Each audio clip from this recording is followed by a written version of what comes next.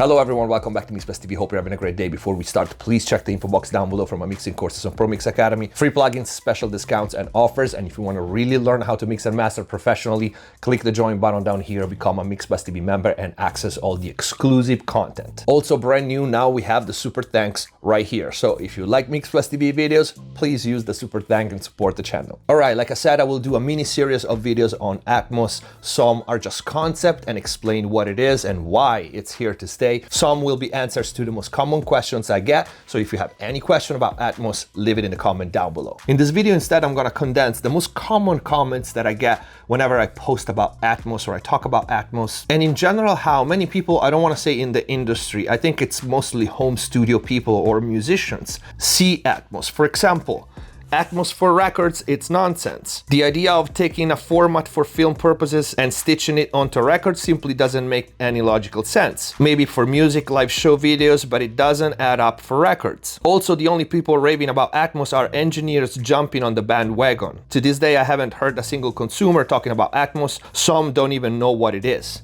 And that's one of the key points, but we'll talk about that later. Another comment, I think the same way a lot of audio engineers say Atmos doesn't make sense for music. Even some consumers say it sounds weird. I don't think people are going to buy all these speakers to listen to music in one spot. And that's the false premise that we talked about in the previous video. You don't need to buy all those speakers because Atmos is scalable. If you missed the first video, I'm gonna put the link in the info box down below or down here somewhere. Another one, same thing, Dolby Atmos itself, it's nonsense. Marketing it as spatial audio for the average users with Beats and AirPods, it's nonsense. Spatial audio is Apple's proprietary rendering compatible with Atmos. So I have the strong feelings that these type of comments come from home studio people and not actually professionals in the business. Because those already understood some time ago that Atmos is a gigantic marketing opportunity and is probably the biggest revolution since stereo was invented. But human beings don't really like change. I don't like change. My studio is perfect. I don't want to go through the hassle of adding the Atmos system like I'm doing. I'm in the process of doing it. But for a professional, it would be pretty stupid not to take advantage of this. But a lot of people don't want to change their setup, don't want to invest into an Atmos system because it's expensive, don't want to spend money for the training that is needed and possibly a certification, and they don't want to learn another system. Also why many engineers stick to a certain DAW for their entire life, right? It is uncomfortable to do so, but in this case, it's very much worth it. At least this is what I think. That's why I'm doing it. And this is why I have the strong feeling, and I might be wrong, that these comments come from people that just don't want to even think about doing that and going through all this. So they try to minimize the importance of Atmos and the impact that is having already right now in the music business and the music industry. Just now I have 2 tickets for tomorrow's Rammstein screening in a theater near Los Angeles, and they are streaming in theaters around the world their new album in Atmos, and tomorrow I'm going to hear how that sounds. Of course, these events are sold out because Rammstein is the biggest band in the world and probably one of the most loved band in the world, but that's not the point. The point is all the top stars in the world are doing it, and they have millions of fans, and millions of fans will listen to whatever they put out, including Atmos. They don't need to know what it is.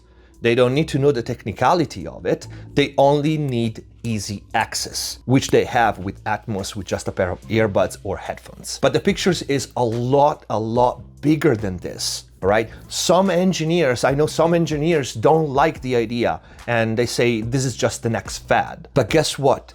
It doesn't matter if engineers like Atmos or not. If they don't like it, they will simply be cut out of the market. And it doesn't matter if the audience like it or not, because not only everybody already has Atmos, like I showed in the previous videos, on every phone, and it will be soon in every speakers that Amazon sells, and in every soundbar, every TV, every speakers, and they will be affordable. Not only will be affordable, it will be the same price as the normal stereo speaker. But these reasons are still not why Atmos is here to stay.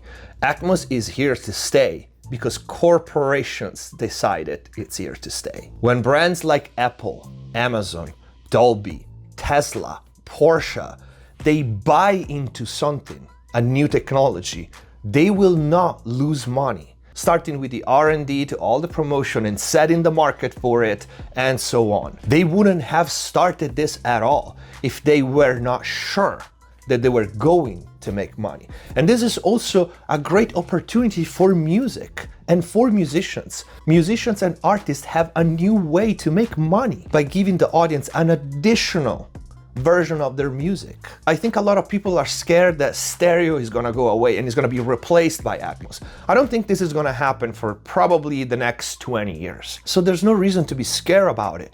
It's just an additional product that you as a musician and an artist can sell to your audience.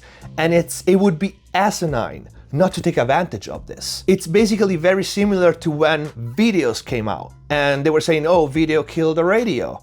It would be insane not to make a video, to give the audience, your fans, another experience, another way to experience your music. So you have the stereo mix now, the video, and the Atmos mix for those who want it. And musicians should be happy that this new format is so affordable. Everybody already has it. And remember, when there is an innovation of this magnitude, whether or not it brings good or bad to the humanity or the society, the companies that develop the innovation, they don't really care about the current generations, plural. They care about the future generations, those generations that will be born into Atmos. Just like all the big innovation, internet, a lot of people didn't understand internet at the beginning. What do you mean I can find anything? What do I do with it? I remember my mother saying it, right? But then it changed society and societal behavior completely because the future generations were born in it and they didn't know anything else. They didn't know better. Just like people don't know cassettes right now, the new generations, or they barely know vinyl because it kind of had a comeback, but you know what I mean. This new technology is not aimed at you living in the now, it's aimed at the future of the music industry. Look, it's already here. Next time you buy a new car, it will have Atmos in it. Next time you upgrade your TV, it will have Atmos in it.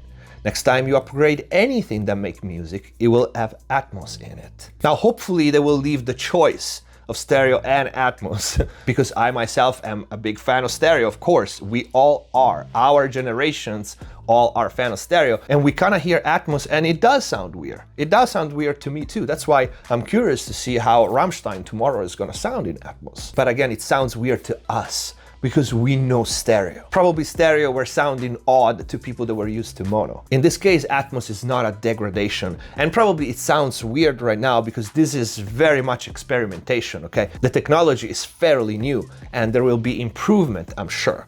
But I myself was very, very skeptical at first, and then I listened to a bunch of Atmos mixes and it's absolutely exciting, at least for me. If you think about it, at least a third of my mixing videos teach how to add 3 dimension to the mix. That's what we all talk about, right? Now we actually have 3 dimension. We have left, right, we have hard front and hard back, we have altitude, we have things moving.